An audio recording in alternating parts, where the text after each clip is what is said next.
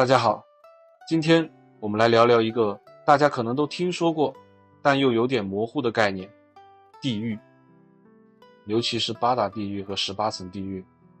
这两个词我们常常在小说、电影，甚至是长辈们的口中听到。但它们究竟有什么区别，又是怎么来的呢？其实，这些关于地狱的概念不仅仅是故事，它们还反映了我们传统的道德观和价值观。佛教中最早提到的是八大地狱和十寒地狱，这些地狱主要是根据人们生前所造的恶业，划分出不同的受苦地方或类别。八大地狱的特点是热，所以也叫八热地狱。这些地狱通常被认为在我们脚下的地底深处，一层一层往下排。比如第一层叫等活地狱，意思是你在里面受苦，死后马上又活过来，继续受刑。听起来是不是很恐怖？而且这些地狱的刑期如果换算成人世间的时间，简直是天文数字。比如等活地狱的刑期是 1.6 兆年以上，这个数字简直让人难以想象。而且越往下的地狱，痛苦的程度和刑期都是几何级数增加的。最底层的第8层叫阿鼻地狱，梵语叫阿维奇，意思是无间断，也常被翻译成无间地狱。这里的痛苦没有任何间断，是刑罚最重、时间最长的地狱，关押的是犯了最严重罪业的人，比如杀父、杀母、杀阿罗汉、出佛身血、破坏僧团和合等。那我们常说的18层地狱又是怎么来的呢？其实18层地狱并不是佛教一开始就有的概念，佛教传入中国后和本土的信仰开始融合。比如以前人们认为泰山管鬼魂，还有道教的观念，后来慢慢发展出了十殿阎罗的审判系统，这些观念交织在一起，形成了比较具体的18层地狱的说法。这个说法特别符合中国古代的社会伦理观，所以流传的特别广。比如在明清小说里，《西游记》里就有唐太宗游地府的情节，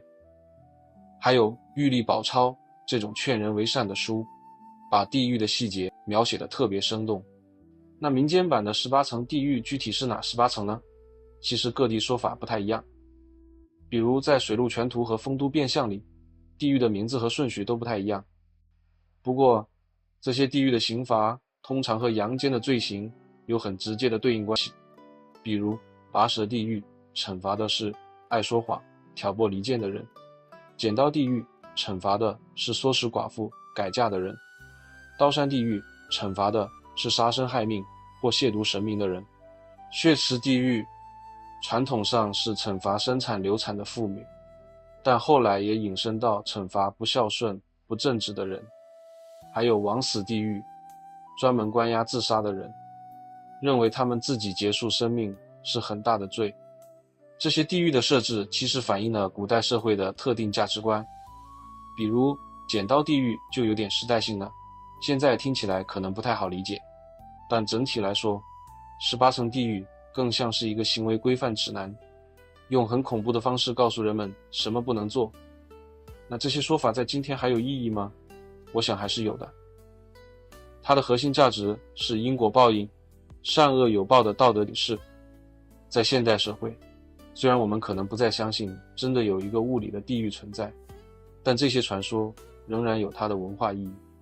比如我们可以把地狱传说看作是对各种坏事的隐喻性批判，像贪污、诈骗、破坏环境这些行为，虽然没有地狱来惩罚，但从道德和社会责任的角度来看，它们仍然是不可取的。从心理学角度来看，这些恐怖的地狱画面或许可以理解为一种集体潜意识里对做坏事后果的焦虑投射，用这种想象来压抑不好的念头。当然我们也需要认识到，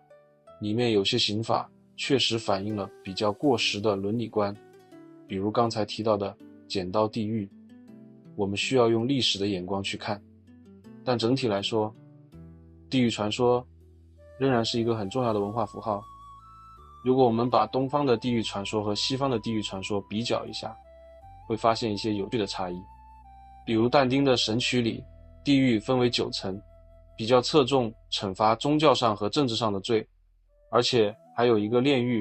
给灵魂一个净化和得救的机会。而东方的地狱传说，特别是民间的18层地狱，更强调世俗的伦理道德上的罪过，传统上比较少提到像炼狱那样的救赎机制，解脱主要还是看轮回和业力的消长。今天讨论下来，最大的收获就是弄清楚了我们平常最想讲的18层地狱，其实是一个融合了佛教、道教和民间信仰，经过本土化改良的版本。它的主要目的是警惕世人，维护社会伦理。而佛教最早讲的8热地狱，比较是从业力因果的角度去呈现造了不同恶业之后会导致的那种极度漫长又痛苦的生命状态。理解这些概念的重点其实是看到它们背后所承载的文化价值和道德劝诫的功能。虽然描述都很恐怖，但也反映了古人对于建立社会秩序、追求良善的一种期望。最后，这里还有一个蛮有趣的延伸点，近年来甚至有人开始讲第19层地狱，用来指向像网络霸凌、键盘侠伤人这种新时代才出现的罪恶。这或许就显示了，即使是这种古老的文化概念，也能在不同的时代被不断赋予新的意义。如果你喜欢今天的内容，除了点赞、关注和分享，也可以请我喝杯咖啡哦。你的支持是我最大的动力。感谢大家的观看，我们下期再见。